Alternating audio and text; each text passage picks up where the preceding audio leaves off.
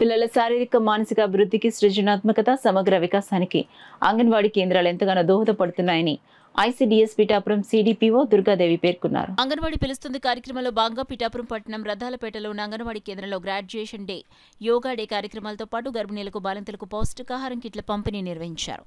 ఈ కార్యక్రమాలకు ICDS project Pithapuram CDPO Durgadevi హాజరయ్యారు.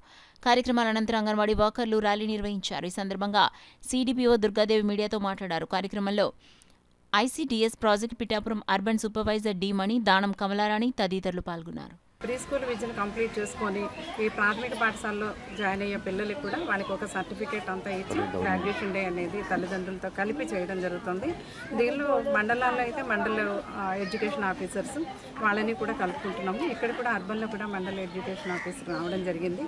ఆయన ఆధ్వర్యంలో మనం ఇంతమంది పిల్లల్ని ఇక్కడ 84 మంది పిల్లలు మనకి ప్రీ స్కూల్ పిల్లలు ఉన్నారు. అందులో ఈ రోజు గ్రాడ్యుయేషన్ డేకి మనం 20 మందిని ప్రాథమిక పాఠశాలలో చేర్పించడం ఆయనకి ఇవ్వడం జరిగింది లిస్టు. అంటే ఇందులో అంగన్వాడీలో జరిగే విద్యా విధానం కూడా మనకి ఈ కిండర్ గార్టెన్ స్కూల్స్కి తీసుకునే విధంగా ఉంటుంది. అటు ఇంగ్లీష్ మీడియాన్ని ఇటు తెలుగుని బోధిస్తూ చక్కగా అంటే ఆట పాట మాటల ద్వారా అన్నిటి ద్వారా కూడా ఈ సృజనాత్మకత యాక్టివిటీస్ చేసి వాళ్ళలో మానసిక అభివృద్ధి అలాగే శారీరక అభివృద్ధికి సంబంధించిన అంశాలు కూడా నేర్పిస్తూ అలాగే ఈరోజు స్పెషల్గా యోగా డే అన్ని అంగన్వాడీ కేంద్రాల్లో కూడా పిల్లలందరూ కూడా చిన్న చిన్న ఎక్సర్సైజులు చక్కగా చేయడం జరిగింది.